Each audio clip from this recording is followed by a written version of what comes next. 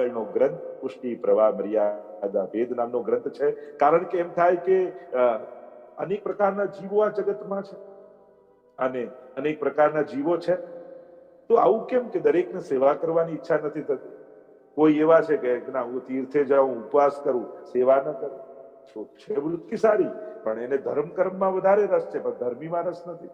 અને ઘણા એવા છે કે અમે તો ભગવાનમાં માનીએ નહીં, તમારે જે કરવું હોય કરો, અમને કહેતા નહીં, અમે અમારી લાઈફમાં મસ્ત છીએ, અને એને ભગવાન વગર પણ મજા આવે છે. આવા ભેદ કેમ છે? કેમ ભગવાન દરેકને સરખો ભાવ નથી? ત્યારે મહાપ્રભુજી આ ભેદ બતાવવા માટે પુષ્ટિ પ્રવાહ મર્યાદા ભેદ નામનો ગ્રંથ સમજાવે છે. અને સમજાવતા ઠાકોરજી કહે છે કે હા, બધા મારા અંશ છે. મમય વાંશો જીવ લોકે જીવ ભૂત સનાતન.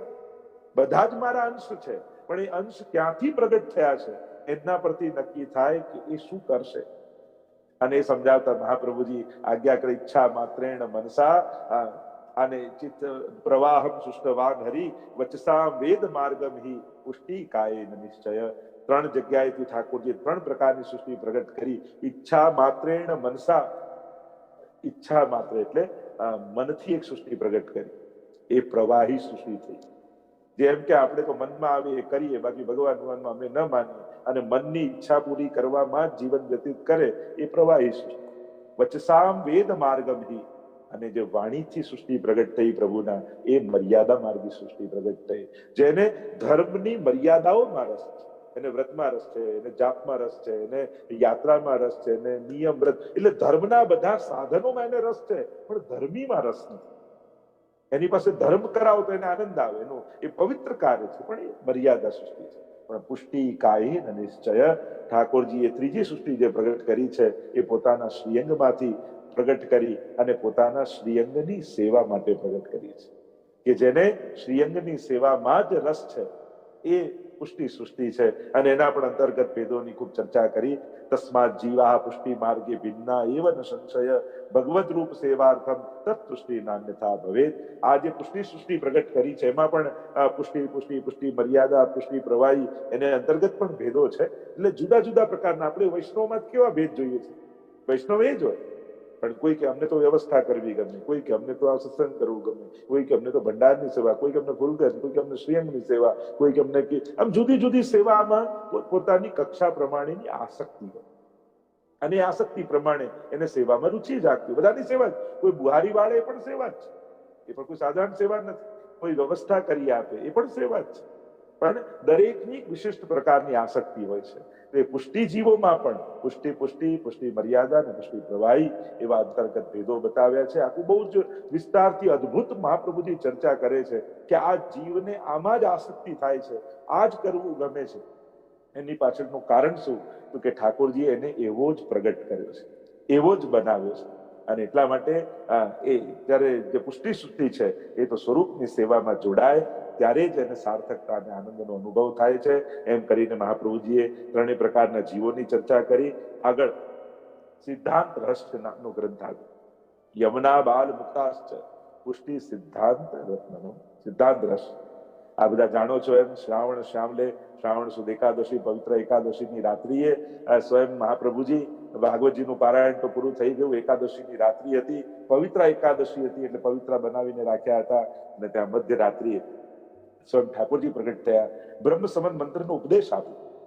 જો બધા ગ્રંથોમાં આ એક ઐતિહાસિક ડોક્યુમેન્ટ જેવો પણ ગ્રંથ છે કે જે બ્રહ્મ સંબંધ મંત્રની દીક્ષા મહાપ્રભુજીને પ્રાપ્ત થઈ, ઠાકોરજી પાસેથી બ્રહ્મ સંબંધ મંત્ર પ્રાપ્ત થયો, એને ડોક્યુમેન્ટ રૂપે અહીંયા આ ગ્રંથમાં મહાપ્રભુજી લખે છે. એટલે પુષ્ટિ માર્ગ માટે બહુ મહત્વનો આ ગ્રંથ કહી શકાય. કારણ કે આખી પુષ્ટિ માર્ગની પરંપરા આ બ્રહ્મ સંબંધ મંત્રથી ચાલે છે અને એ રીતે દીક્ષાની વ્યવસ્થા આપણી ત્યાં ગોઠવાઈ છે. અને જયારે ઠાકોરજી પ્રગટ થયા, ગદ્ય મંત્ર આપ્યો, મહાપ્રભુજીને બ્રહ્મ સંબંધ કરાવ્યું અને બીજા દિવસે સવાર થઈ છે, હજી તો બાજુમાં દમલાજી સુતેલા છે અને પૂછ્યું, દમલા તે કશું સુન્યો? સુન્યો પર સમજો નહીં. પ્રસિદ્ધ આપ જાણો છો, હમણાં પ્રસંગ નથી લાવતો. અને ત્યારે કહ્યું, જો પ્રભુ શું આજ્ઞા કરે છે? બ્રહ્મ સંબંધ કરાવ્યું પહેલું શ્રી દમલાજીને અને આ સિદ્ધાંત રહસ્ય ગ્રંથ રચ્યો. શ્રાવણ શ્યામલે પક્ષે એકાદશ્યા મહાનિશી સાક્ષાત ભગવતા પ્રોક્તમ તદક્ષરસ ઉચ્યતે, કે શ્રાવણની એકાદશીની રાત્રિએ સાક્ષાત ભગવતા પ્રોક્તમ, સાક્ષાત ઠાકોરજીએ પ્રગટ થઈને જે મને ઉપદેશ કર્યો છે તમને કહું છું. બ્રહ્મ સંબંધ કરણાત સર્વેશામ દેહ જીવયો સર્વદોષ નિવૃત્તિ, દોષા પંચવિધા હોતા સહજાદેશ કાલોત્તા લોકવેદ નિરૂપિતા સંયોગજા સ્પર્શજા નમંતવ્યા કથંચન. આખો કે બ્રહ્મ સંબંધ મંત્ર કરવાથી જ સર્વ દોષોની નિવૃત્તિ થશે એ પ્રકારનો ઉપદેશ મહાપ્રભુજી આપ્યો, અને એના સિવાય બીજો કોઈ ઉપાય નથી. અને ત્યાં પછી પ્રકાર બતાવ્યો છે કે અસમર્પિત વસ્તુ નામ તસ્માદ વર્જનમ આચરે, સમર્પિત થયા પછી અસમર્પિતનો ત્યાગ કરવો. અને છેલ્લે આ ગ્રંથમાં મહાપ્રભુ સમજાવે કે હજારો દોષોથી ભરેલો જીવ છે, પણ કહ્યું કે આ દોષોનું શું થશે, કેમ નિર્દોષ થશે? કે ગંગાત્મમ સર્વદોષાણામ ગુણ દોષાદિન વર્ણના ગંગાત્વેન નિરૂપ્યાશા તદવદત્ત ત્રાપી ચૈવહી. જેમ ગંગાજીમાં નદી નાળા બધાનું જળ ગંગાજીમાં ભળી જાય, પછી એને નાળાનું જળ નથી કહેતા, પછી એ બધા ગંગાજી તરીકે જ ઓળખાય છે. એમ અનેક દોષોથી ભરેલો આ જીવ ત્યારે બ્રહ્મ સંબંધ કરી સમર્પણ કરી ઠાકોરજીના ચરણે સમર્પિત થઈ જાય, પછી એ પણ ગંગાજીમાં ભળીને જેમ નાળું પવિત્ર થઈ જાય, એમ અનેક દોષોથી ભરેલો આ જીવ સમર્પણ દ્વારા એ પણ પવિત્ર થઈ જાય છે. એવી સુંદર વાત મહાપ્રભુજી સિદ્ધાંત દ્રષ્ટિમાં બતાવી. આગળનો ગ્રંથ રત્નમમ એટલે નવરત્ન ગ્રંથ. આપ જાણો છો એમ ખેરાળુ ગામ અને ગોવિંદ દુબે નામના વૈષ્ણવ સેવામાં ચિંતા રહે છે કે ક્યાંક મારી લૌકિક ગતિ તો નહીં થાય. ઠાકોરજી સેવા સ્વીકારતા તો હશે, મારી ક્યાંક અન્યથા ગતિ તો નહીં થાય ને? સમર્પણ તો કરી દીધું, ન રહેવાય. હું ત્યારે મહાપ્રભુજીને પત્ર લખ્યો છે, અને મહાપ્રભુજી ઉત્તરમાં આ નવરત્ન નામનો ગ્રંથ લખીને મોકલા, અને કેવલ એના પાઠ માત્રથી બધી જ અલૌકિક ચિંતાઓ સમાપ્ત થઈ. આ ચિંતાઓ અલૌકિક હતી, લૌકિક નથી. કે દીકરાના લગ્ન નથી થતા, દુકાન નથી ચાલતી, કે આનું આ નથી થતું, એવી ચિંતાઓ નથી. પણ મહાપુરુષોની વાણી તો હું તો કહું છું, કદાચ પાઠ કરશો તો આ ચિંતાઓ જતી રહેશે.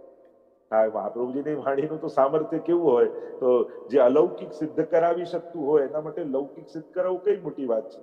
આ તો બધી બાય પ્રોડક્ટ છે. લૌકિકની પ્રાપ્તિ છે ને, એ તો બાય પ્રોડક્ટ જેવું છે. આપણું મેઇન પ્રોડક્ટ તો અલૌકિક છે, પણ એની સાથે સાથે ઠાકોરજી ભક્તોનું લૌકિક પણ કરી જ આપતા હોય છે. કયા કારણ? એનું ચિત્ત ઠાકોરજી મારે એટલા માટે, એની લૌકિક ગતિ થાય એટલા માટે લૌકિક નહીં આપે. એ લૌકિક આપશે શેના માટે? કે આનું મન લૌકિક ઉદ્વેગને કારણે લૌકિકમાં જાય છે, તો લાવો લૌકિક ઠીક કરી દઉં તો એનું ચિત્ત અલૌકિકમાં આવી જાય. એટલા માટે તમારું અલૌકિક સિદ્ધ કરાવવા માટે લૌકિક કરી આવે.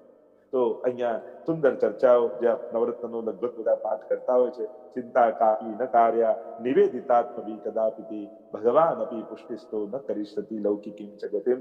ત્યાં પહેલા જ મહાપ્રભુએ ભગવાન અપી પુષ્ટિસ્તો, આ કૃપાળુ પ્રભુ છે, તમારી લૌકિક ગતિ નહીં થવાની. એક વસ્તુ યાદ રાખજો, તમે ઠાકોરજીના શરણે બ્રહ્મ સંબંધ થકી આવ્યા છો ને, તમે લૌકિકમાં ભલે છો, પણ ઠાકોરજી તમારી લૌકિક ગતિ નહીં થવાની.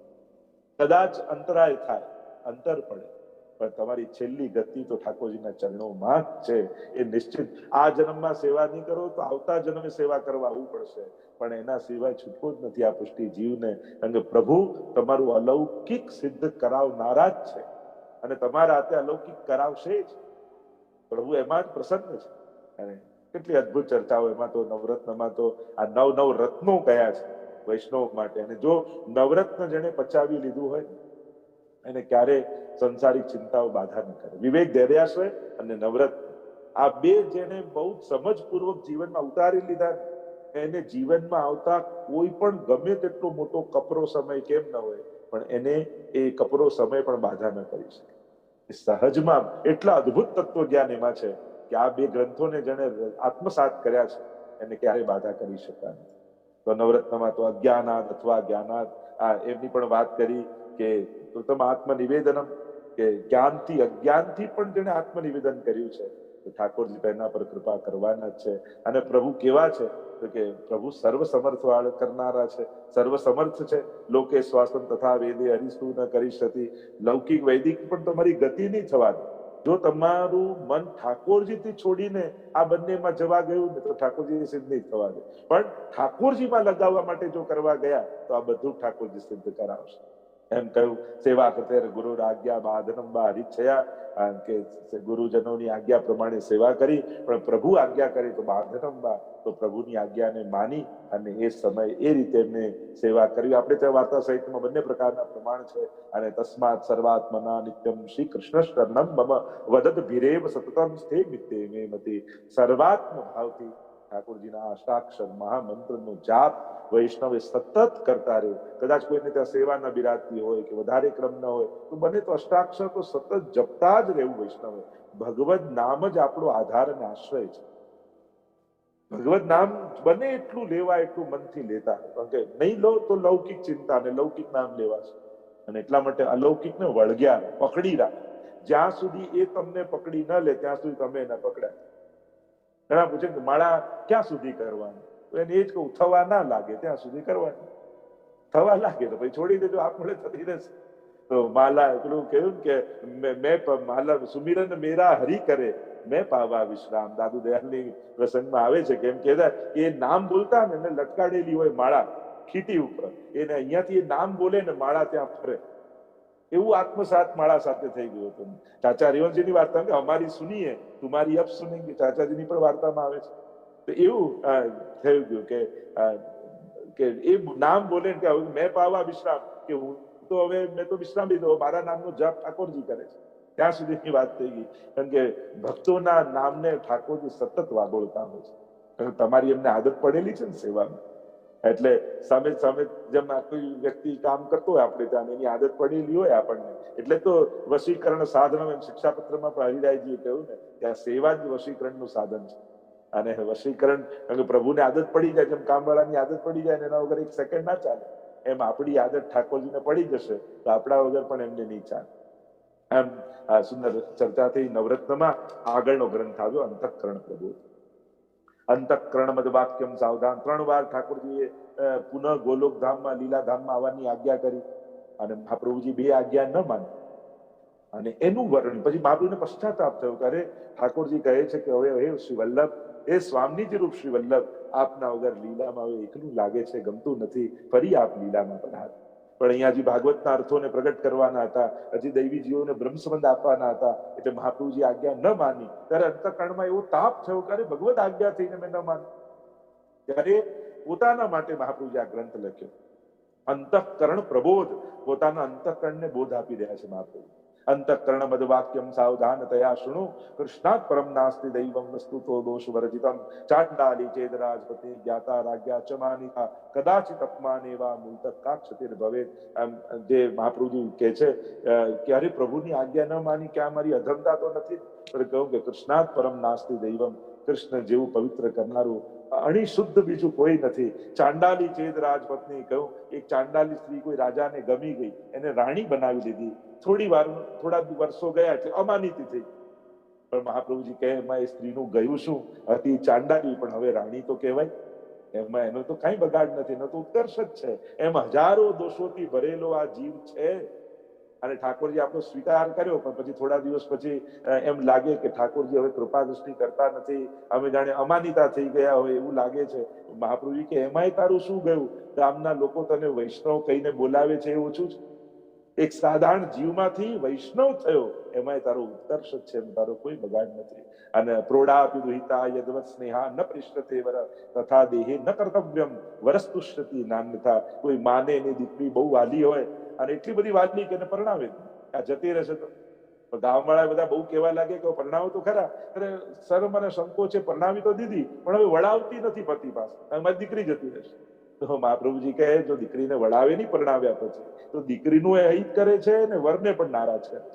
તે વૈષ્ણવ તમે આવું ન કરતા, બ્રહ્મ સંબંધ કરાવી દેહરૂપી દીકરીને પરણાવી દીધી ઠાકોરજી સાથે, પણ હવે જો સેવામાં વળાવશો નહીં તો તમારા દેહનું અહિત કરી રહ્યા છો અને ઠાકોરજીને નારાજ કરી રહ્યા છો. કારણ કે આનું કલ્યાણ તો કૃષ્ણના શરણમાં જ છે, આની સાર્થકતા દેહની ઠાકોરજીના ચરણારવિંદમાં જ છે. એમ ન કરતા એમ કહી મહાપ્રભુજીએ પોતાની વાત, પોતાના અંતઃકરણને બોધ આપ્યો છે. આગળ વિવેક ધૈર્યાશ્રય નામનો ગ્રંથ, અદ્ભુત ગ્રંથ છે. વિવેક, ધૈર્ય, આશ્રય આ ત્રણેયના સ્વરૂપ મહાપ્રભુજી સમજાવ્યા છે. અને આ જો 3 સમજાઈ જાય તો જીવનમાં બીજા કોઈ ગ્રંથોની જરૂર ન પડે, કોઈની સલાહની જરૂર ન પડે. આ વિવેક અને ધૈર્ય જીવનમાં આવી ગયું તો ઘણી મોટી ક્રાંતિ થઈ જાય. 9 પ્રકારના વિવેકની ચર્ચા કરી મહાપ્રભુજી. વિવેકસ્તુ હરિ સર્વમ નિજેચ્છા કરી શકે. આ એની ઈચ્છા છે. આપણે આગળ પહેલા બી થોડી ચર્ચાઓ પ્રવચનોમાં કરેલી છે. તો આ વિવેક બહુ અદભુત 9 પ્રકારના વિવેક, અને ક્યારેક વિવેક દરિયાશ્રય લઈશું ત્યારે વિસ્તારથી ચર્ચા કરીશું કે વૈષ્ણવના વિવેક શું. જો ઘટનાઓ તો ઘટે, પણ એ ઘટનાઓને એક સાધારણ વ્યક્તિ જુએ અને એ જ ઘટનાને કોઈ વૈષ્ણવ ફેસ કરે, તો આ બંનેના ફેસ કરવામાં કેટલો મોટો તફાવત હોય છે. આ વિવેક ધૈર્યાશ્રય ગ્રંથથી પ્રાપ્ત થાય. તમે જીવનમાં બનતી ઘટનાઓને એક વ્યક્તિ તરીકે મૂલ્યાંકન કરો છો કે એક વૈષ્ણવ તરીકે સ્વીકારો છો? જો વૈષ્ણવ તરીકે સ્વીકારશો એ ઘટનાઓને, તો પછી તમે ઘટનાઓની ઉપર હશો, અને વ્યક્તિ બનીને જશો તો ઘટનાઓ તમારી ઉપર ચડી જશે.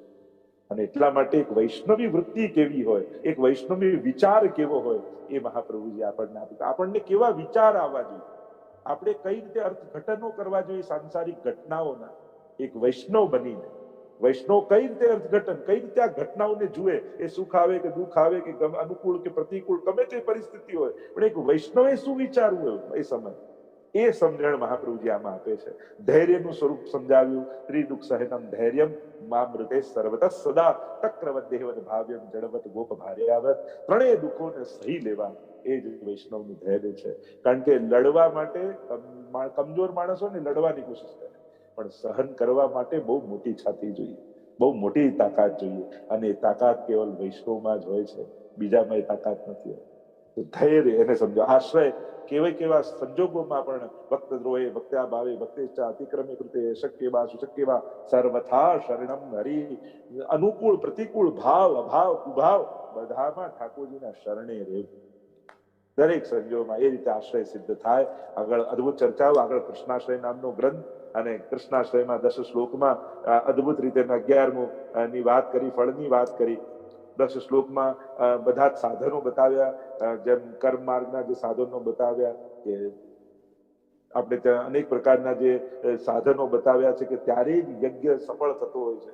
તો કર્તા કર્મ મંત્ર, આ બધાની શુદ્ધિ બતાવવામાં આવી છે. દેશ કાલ દ્રવ્ય કર્તા કર્મ અને મંત્ર, આ 6 વસ્તુની શુદ્ધિ થાય ત્યારે એ ફલિત થતું હોય છે. અને ધર્મ અર્થ કામ અને મોક્ષ, આ બીજા 4 શ્લોકો, 4 પુરુષાર્થના, એ રીતે 10 શ્લોકોનું વર્ણન અહીંયા કૃષ્ણાશ્રયમાં કર્યું છે. કૃષ્ણાશ્રયમ વિદમ સ્તોત્રમ ય પઠેત કૃષ્ણ સન્નિધૌ તસ્યાશ્રયો ભવેત કૃષ્ણ ઇતિ શ્રી વલ્લભો ભવેત. અને એનો જો પાઠ ઠાકોરના સન્મુખ કરો તો નિશ્ચિત ઠાકોરના ચરણમાં આશ્રય સિદ્ધ થાય. આગળ ચતુશ્લોકી નામનો ગ્રંથ આવ્યો. 4 શ્લોકમાં વિષ્ણુના ધર્મ અર્થ કામ અને મોક્ષ સમજાવ્યા, અને પુષ્ટિ માર્ગ સર્વદા સર્વભાવે ભજનીય વ્રજાદીપ સસ્યાયમેવ ધર્મો હિ નાન્યક્વાપી કદાચન. સર્વભાવે સર્વદા વ્રજાધીપની સેવા કરવી, એ જ આપણો ધર્મ છે. પરમ ધર્મ એ જ છે. બાકી બધા ધર્મો તો સહજ થાય. જો જે ઠાકોરજીને પ્રેમ કરતો હોય ને, એના હૃદયમાં દયા હોય જ. અને એટલે આપણે એમ નથી કહેતા કે જીવ દયા કરો, કે પર્યાવરણનું ધ્યાન રાખો, કે સમાજ સેવા કરો. ઠાકોરજીને ખબર છે, જે ઠાકોરજીને સાચા દિલથી પ્રેમ કરતો હશે ને, એ દુનિયામાં કોઈનું દુઃખ જોઈ જ ના શકે. એટલે એ તો સહજ છે, સ્વાભાવિક છે, એ તો સ્વીકારેલું જ છે કે આ તો હશે જ. અને ત્યારે જ ઠાકોરજીમાં એને પરમ પ્રેમ જાગૃત થાય. અને એ રીતે ધર્મ અર્થ પ્રભુ અર્થ રૂપ છે. કામ પ્રભુને મેળવવાની ઈચ્છા, એ જ કામ. અને મોક્ષ ઠાકોરના ચરણોમાં ચિત્ત ચોંટવું, એ જ મોક્ષ છે. આગળ ભક્તિવર્ધની નામનો ગ્રંથ, અને એ ભક્તિવર્ધનની ગ્રંથમાં અદભુત રીતે ભક્તિની વર્ધનના પ્રકાર અહીંયા મહાપ્રભુજી સમજાવે છે. કે જ્યારે પુરુષોત્તમ જોશી અને ત્યારે મહાપ્રભુજી એમના માટે ગ્રંથ રચી, અને આ ભક્તિવર્ધની નામનો ગ્રંથ, યથા ભક્તિ પ્રબુદ્ધા સાત તથોપાયો નિરૂપ્યતે બીજ ભાવે દૃઢેતિ શાત ત્યાગાત શ્રવણ કીર્તનાથ. અને ત્યાં 3 પ્રકાર બતાવ્યા. ભક્તિવર્ધનની કેમ થાય, તો ત્યાગાત શ્રવણ અને કીર્તનાથ, આના દ્વારા થાય. બીજ દાઢર્ય પ્રકાશ ગૃહે સ્થિત્વા સદર્ભત, કે બીજ ભક્તિનું વાવીને ઠાકોરજી ભક્તોને મોકલ્યા છે. હવે એની દ્રઢતા કેમ થાય, તો ગૃહે સ્થિત્વા, ગ્રસ્થાશ્રમમાં રહી ભગવત સેવા કરતા કરતા પ્રેમ, આસક્તિ, વ્યસન, ભક્તિની આ બધી અવસ્થાઓ મહાપ્રભુજી ભક્તિવર્ધનીમાં બતાવી છે. અને સેવા યાંબા કથા યાંબા યસ્યા શક્તિ દ્રઢા ભવે. સેવા અને કથા બંનેમાં આસક્તિ પ્રગટ થાય તો જીવને કૃતાર્થ થાય. એમ કહ્યું. આગળ જલભેદ નામનો ગ્રંથ આવ્યો, અને જલભેદમાં 20 પ્રકારના જલ સાથે 20 પ્રકારના વક્તાઓની વાત કરી. ભગવત ચર્ચા કરનારા 20 પ્રકારના હોય છે અને એને જુદા જુદા જલની સાથે સરખાવ્યા, કોઈને ઝરણાના જલની સાથે, કોઈને કૂપના જલની સાથે, કોઈને દરિયાના જલની સાથે. તો ભલે ભગવત ચર્ચા કરનારા જ લોકો હોય, પણ જેવો વક્તા હશે એવો ભાવ હૃદયમાં આવશે. અને એટલા માટે ભગવત નામ પણ કોના મુખે સાંભળવું એ વિવેક પણ અત્યારે સમજવાની જરૂર છે. ભગવાનના નામની પુસ્તક પણ કોની લખેલી વાંચવી એ પણ વિવેકની જરૂર છે. ઘણી વાર અત્યારે ભગવાનના નામે ભટકાવનારા પુસ્તકો બહુ જ મળે. હોય કૃષ્ણની નવલકથા, પણ ચર્ચાઓ એવી કરીઓ કે કૃષ્ણમાં જ અભાવ આવી જાય. તો એ પણ સાવધાન રહેવું. કેવલ ભગવાન, ધર્મ કે એનું નામ વાંચી અને ગમે તે લેખકોની પુસ્તકે નહીં વાંચી, જેનાથી આપણી ભક્તિ દ્રઢ થાય એવા ભક્તોએ લખેલા અથવા ભક્તોએ ગાયેલા પુસ્તકો, ભગવદીઓના ગાયેલા પુસ્તકોનું વાંચન કરવું, તો જ હૃદયમાં ભાવનું ધારણ થાય. આગળ પંચપદ્યાનીમાં શ્રોતાઓની ચર્ચા 3 પ્રકારના, ઉત્તમ, મધ્યમ અને કનિષ્ઠ 3 પ્રકારના 5 શ્લોકમાં એ પંચપદ્યાનીમાં શ્રોતાઓની ચર્ચા કરી. વક્તા અને શ્રોતા, તો શ્રેષ્ઠ શ્રોતા કેવા હોય એની પણ ચર્ચા. આગળ સંન્યાસ નિર્ણયમાં પશ્ચાતાપ નિવૃત્ત્યર્થ પરિત્યાગો વિચાર્યતે, સંન્યાસ ક્યારે કઈ અવસ્થામાં લેવો, સંસારમાં મોહ છોડવા માટે સંન્યાસ નહીં લેવો, પણ આપણે ત્યાં કહું ભગવદ વિરહને કારણે જ્યારે સંસાર તુચ્છ લાગવા માંડે અને ત્યારે સંન્યાસ કલ્યાણકારી હોય છે. બાકી કલયુગમાં સંન્યાસ જેવું ખતરનાક બીજું કાંઈ નહીં. કારણ કે જે આસક્તિઓ છૂટી ન હોય, કારણ કે ઘર છોડીને જશો તો આશ્રમો બાંધવાની ઈચ્છા થશે, ક્યાંક ને ક્યાંક એની લાલસાઓ બીજા રૂપ ધારણ કરીને પ્રગટ થશે. અને એના કરતા ઘરમાં રહી ભગવત સેવા કરવું કલયુગમાં શ્રેષ્ઠ છે. પણ કોઈ એવી અવસ્થા પહોંચી જાઓ રાજા આસ્કરદાસજી જેવી કે સદાય ભગવદ રસમાં એવો વિરહ પ્રગટ થાય કે પછી બધું બંધન રૂપ લાગવા માંડે ભક્તિમાં, ત્યારે છોડવું એ જીતાવ છે. એમ અહીંયા મહાપ્રભુજી સંન્યાસ નિર્ણયમાં ખૂબ સુંદર, વિષયાક્રાંત દેહા નામ નાવેશ સર્વતા રે. વિષયથી જેમ બળતા ઘરમાં કોઈ રહી ન શકે, એમ જેમનું હૃદય વિષયથી બળતું હોય એમાં ઠાકોરજી રહી શકતા નથી. આગળનો ગ્રંથ એ નિરોધ લક્ષણ નામનો ગ્રંથ છે. અને આ નિરોધ લક્ષણ ગ્રંથ રાજા દુબે, માધવ દુબે, એના પર બંને ભાઈઓ મહાપ્રભુના સેવક અને કૃપા કરીને આ નિરોધનું સ્વરૂપ સમજાવ્યું અને નિરોધ સિદ્ધ થયો. યચત દુઃખમ યશોદાયા નંદાદિનાંચ ગોકુલે ગોપિકા નામ તું યત દુઃખમ તદ દુઃખમ અવશ્યાત પચિત. જે કેવું નિરોધ, કેવું યચત દુઃખમ, જેવું દુઃખ યશોદાજીને થયું, નંદાદિનાંચ ગોકુલે, નંદાદીને થયું, ગોપોને, અને જે દુઃખ ગોપીઓને થયું એવું દુઃખ મને થાય. એવું દુઃખ મહાપ્રભુ, જો દુઃખ કેવું હોવું જોઈએ, અને આવા દુઃખનો જે અનુભવ કરે એને સંસારના કોઈ દુઃખનો સ્પર્શ ન થાય. દુઃખી થવું છે તો ગોપીઓની જેમ દુઃખી થઈને બતાવો, સુખી થવું છે તો ગોપોની જેમ આનંદ કરીને બતાવો. આ બધા સામે પ્રમાણ છે. સુખ દુઃખ થવાની કોણ ના પાડે છે? થાવ, પણ એને ઊંચાઈ પર લઈ જાઓ તમારા સુખ અને દુઃખ. તમારે એને તુચ્છ ન પકડો, તુચ્છ વસ્તુને ન પકડો. એમ મહાપ્રભુજી કહે મનને સુખ દુઃખ ગમે છે ને, બંનેથી મુક્ત થવું અઘરું છે, તો મહાપ્રભુજી કે ઊંચું પકડ ને, મોંઘું પકડ ને, શ્રેષ્ઠ પકડ ને, નીચું કેમ પકડે છે? કરવું જ છે તો ઊંચી છલાંગ માર.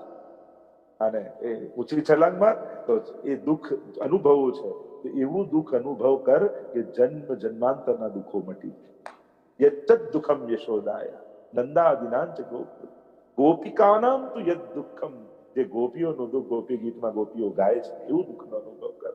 તો આ બધી ચર્ચાઓ અદભુત રીતે અહીંયા ગુણગાને સુખા વાપ્તિ ગોવિંદસ્ય પ્રજાયતે યથા તદા સુખાદિનામ નૈવાત્મની કુતોન્યતઃ. ગુણગાનમાં જે સુખ છે એ નિર્ગુણ ઈશ્વરના ઉપાસક સુખદેવજીને પણ એવું સુખ મળતું નથી. એવી ચર્ચા કરી. આગળ સેવાફલ નામનો ગ્રંથ આવ્યો કે આ સેવા કરતા કરતા સેવાથી ફલ મળે એની વાત નથી, સેવામાં ફલ મળે એની વાત છે. એને સેવાફલ ગ્રંથ કહેવાય. સેવાથી જો ફલ મળે તો સેવા સાધન થઈ ગઈ. આપણે તો સેવા ફલ રૂપ છે. તો સેવામાં કયા ફલ મળે અને સેવામાં પ્રતિબંધ શું છે એની ચર્ચા અહીંયા મહાપ્રભુજી કરે છે. વિષ્ણુદાસ છીપા નામના ભગવદી પર કૃપા કરી છે અને એમને આ ગ્રંથ ભણાવ્યો. અને વિષ્ણુદાસ છીપાનું તો ચરિત્ર કેવું અદભુત. ત્યાં ગુસાઈજીના દ્વારપામાં ઉભા રહેતા મોટા મોટા વિદ્વાનોને પરાસ્ત કરીને મોકલી દેતા, એવા વિષ્ણુદાસ છીપા હતા. અને દ્વારપાલ પણ એવા વિદ્વાન. એટલે બ્રાહ્મણોને એમ થતું કે જેનો દ્વારપાલ આવો વિદ્વાન છે તો એના ગુરુ કેવા હશે. અને બહુ દિવસથી કોઈ બ્રાહ્મણ આવ્યા નહીં તો ગુસાઈજી પૂછ્યું કે વિષ્ણુદાસ આ કેમ કોઈ આવતું નથી? તો કે જયરાજ હું મારી જોડે પરાસ્ત થઈ જાય છે તો આપની પાસે આ શ્રમ આપવાનો મોકો. ગુસાઈજી કે અમે કે શ્રમ નથી પડતો, અમે તો ગો બ્રાહ્મણના પ્રતિપાલ છીએ. બ્રાહ્મણો આવે શાસ્ત્રાર્થ થાય તો એ બહાને એમને દક્ષિણા અમે આપીએ અને બ્રાહ્મણોનું પોષણ કરીએ, એટલા માટે અમે એમની પ્રતીક્ષા કરતા હોઈએ છીએ. આ વિષ્ણુદાસ અષ્ટસખામાં પહેલા નંદદાસજીના બદલે વિષ્ણુદાસનું નામ હતું અષ્ટસખા, અને પછી નંદદાસજીને સ્વીકારવામાં આવ્યા. તો એવા વિષ્ણુદાસજી અદભુત, એમના પદો એમના કીર્તનો પણ અદભુત છે. સેવામાં પ્રતિબંધ, ઉદ્વેગ, પ્રતિબંધો વા ભોગો વા, આ 3 બાધક કયા છે. સેવાના 3 ફલની ચર્ચા કરી છે. અને પાછું સેવાફલ વિવરણ નામનો ગ્રંથ, એટલે કે આ સેવાફલ ગ્રંથને વિસ્તારથી સમજાવતા આ સેવામાં કયા, સેવા કરતા કરતા કયા ફલ ની પ્રાપ્તિ થશે એની ચર્ચા અદભુત રીતે અહીંયા કરવામાં આવી છે. એ સાયુજ્ય, અલૌકિક સામર્થ્ય આદિના જે ફલોની ચર્ચા છે ત્યારે વિસ્તારથી જોઈશું, ત્યારે એની ચર્ચા કરીશું.